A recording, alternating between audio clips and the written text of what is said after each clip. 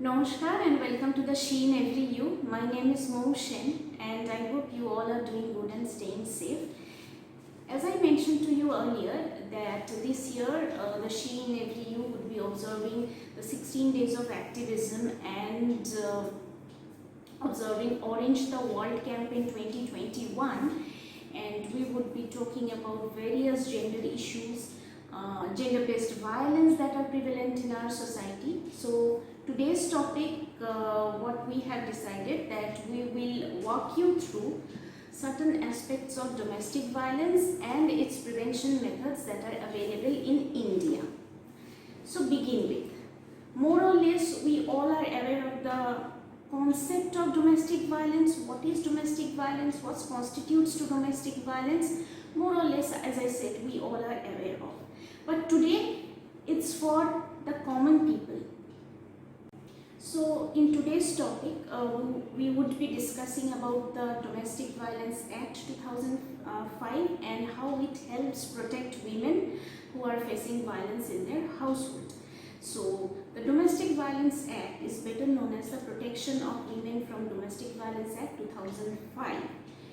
So this act is to provide more effective protection of the rights of women guaranteed under the Constitution for victims of violence of any kind occurring in their family and their household and in their relationships. So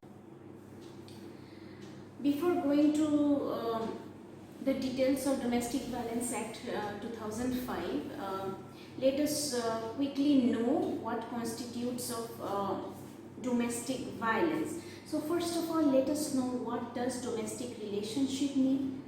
Domestic relationship means a relationships between two persons who live or have at any point of time lived together in a shared household when they are related to or related by consanguinity or marriage or through a relationship in the nature of marriage, adoption, or the family members living together as a joint family.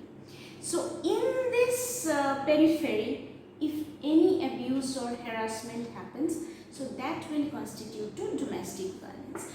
Okay, having said that, physical abuse, sexual abuse, emotional and mental abuse, as well as financial abuse, these four are the key attributors that constitutes domestic violence. Well, to begin with, physical abuse, we all are aware of what does it mean. Any damage to the body parts, threats to life, endangering the health and well-being of the aggrieved woman will all constitute towards the physical abuse part.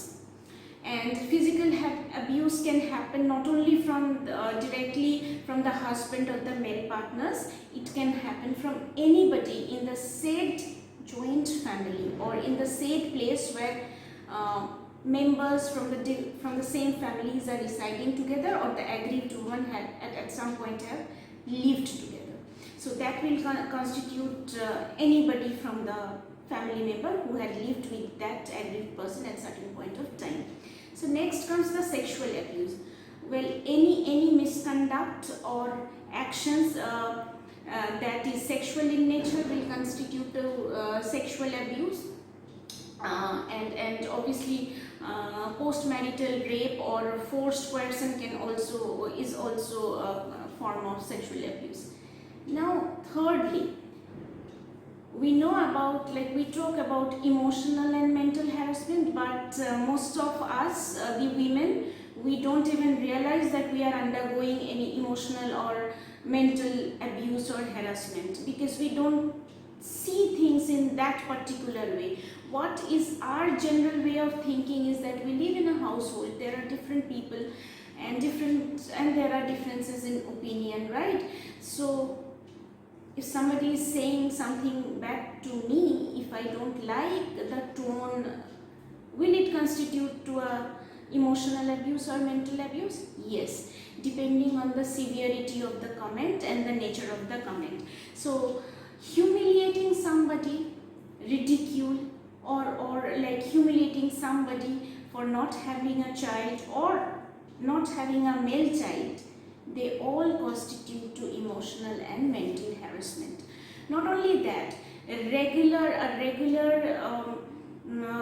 series of assaults, physical abuse, um, unwanted sex, abortion, everything can constitute to emotional and mental harassment for a woman, and that is also strictly prohibited by the law. So, and next we can next comes the financial abuse part, and this is also similar to similar to the emotional and mental harassment abuse. Like most women don't even know that they are undergoing financial abuse, or they are facing financial or economical abuse. So let me elaborate a little. What is financial abuse or economical abuse? Suppose if you are in a relationship, or if you're married, you are entitled to certain things, okay, and that entitlement is equality, okay.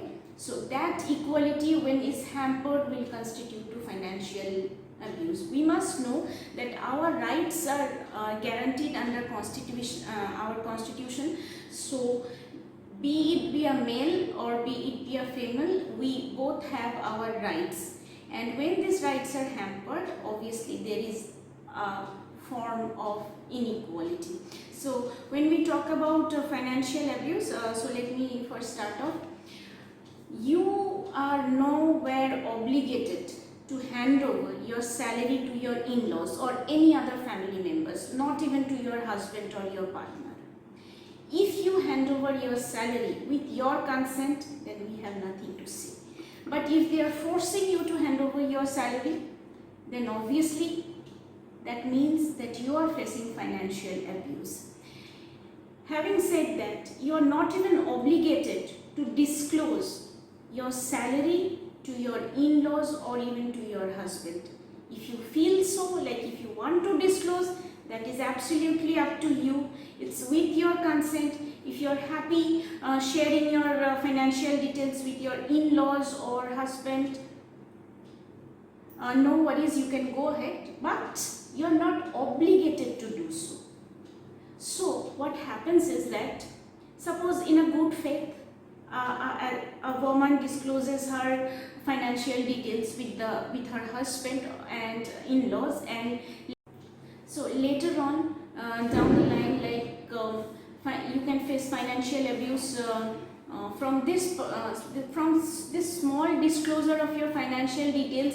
You can face financial abuse from anybody in the family or the extended family, okay. So financial details are meant to be confidential with you. Only with your consent you can disclose it, but if you don't want, you can always go ahead. You're nowhere obligated to disclose. So this is one part, and the next part is if you, as I said, you have various entitlements in the shared household, okay. So be it be the right to live in that house, be it be your Shridhan, be it be the property entitlements, you are equally entitled to. If you are being deprived of that particular section, then yes, you are being financially abused. So let me give a quick example. I know a person who did not have a PAN card of her own, and she heard from other neighbors that they all had a PAN card, and she had then come up to her husband and requested him that she also wants to have a PAN card. Then the husband was very desperate, and he did not want her wife to have a PAN card. So what do you think? Not having a PAN card is also a financial abuse? Is it a domestic violence that the woman is facing? Answer is yes. Not letting you have a PAN card is obviously a financial abuse. So you must know that you, being a citizen of India, you must have your voter card, you must have your Aadhaar card, you must have your PAN card, you must have your own bank account. So these 4 basic things, you must have it, okay. And if you don't have that, then at any point of time your in-laws, extended family members whom you live with can come up with any form of violence against you. So it's always better to have your documents, and as like what rest of the citizens have, you must also have that. So that is these 4 important documents. You need to keep it handy for your own safety, for your own protection, as well as for your children's well-being. So yes, these are the few areas of financial abuse which I wanted to talk to you about.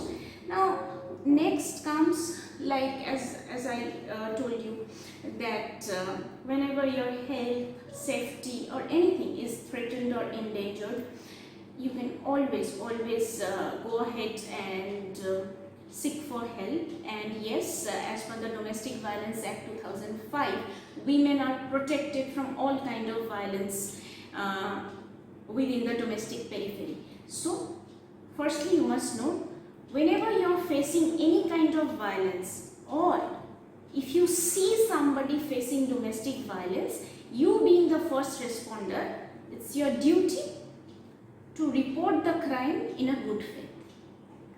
And having said that, you must, in your personal capacity, help or assist the woman or the aggrieved woman who is facing violence. Now how do you do that? So first of all, we have defined mechanisms. First of all, what you need to do is, you need to know your local police station. The moment you go to the local police station informing about the violence that you are facing, you are entitled to assistance of a protection officer and a social worker. Okay, it is not necessary that it's always necessary that you go and file a FIR. That is on the police to decide the nature of the crime and register the FIR. But initially you are entitled to get the assistance of a protection officer and a social worker's assistance. So whenever you are facing a domestic violence, register your complaint, get the assistance of a protection officer, and then follow the course as defined by the law. Also, I would like to inform you that in a domestic violence, the government has guaranteed certain assistance. As I said, first of all is like the protection officer, second is the social worker's assistance, third is you are entitled to medical assistance, fourth is you're entitled to safe homes or safe shelters. Like if you're feeling like if your life is endangered and you're facing severe physical abuse or any forms of the domestic violence, as I mentioned earlier, then you have an entitlement to be and live in a safe shelter. Okay, so yes, if you want to leave the house, if you want to leave your the house where you are facing the problem, so you can always go ahead and seek shelter in the safe house. So these are the facilities that are guaranteed under this Domestic Violence Act 2005.